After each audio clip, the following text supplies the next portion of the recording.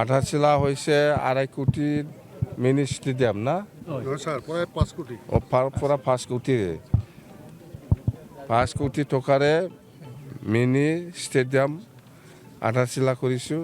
এইটো চেৰেমনিয়েল যিটো কাৰ্যসূচী এইটো হৈ গ'ল আৰু আমাৰ আজি ৰাতিপুৱাতে কোকৰাঝাৰৰ মেডিকেল কলেজ আৰু হস্পিটেল ইয়াতে 4টা ফাউণ্ডেশ্যন চেৰিমনি আছিল, সেইটো কৰি গ'ল মানে 100 বেডেড 4টা নাৰ্ছিং ষ্টাফৰ কাৰণে আছিল আৰু ষ্টাফ আৰু ষ্টুডেণ্টসকলৰ কাৰণে এনেকুৱা বিল্ডিং 4টা ফাউণ্ডেশ্যন কৰিছোঁ।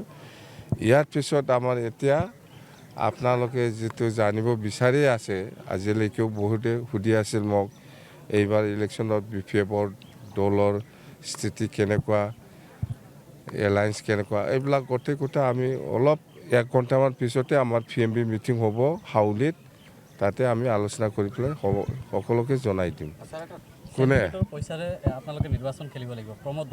ভালেতো খেলিব নাপায় যে প্ৰমোদ বড়ো আগত লৈ আছে, এইবিলাক চিণ্ডিকেট কৰিছিল, সেইকাৰণে সি জানে পালেতো পইচাটো কোনে নল'ব। মোক যদি দিয়ে পইচা দিয়ে না, এইটোতো ক'বই প্ৰমোদ বড়ো সি নিজে এতিয়া ৰাজ্য সভা গ'ল, দলৰ কোন ছেক্ৰেটাৰী কোন ভাইচ প্ৰেছিডেণ্ট কোন কৰ্মীসকলে কি হৈছে হোৱা নাই খবৰেই নাই তাৰ, সি নিজে সুবিধা পালেই হ'ল। এতিয়া দলৰ অৱস্থা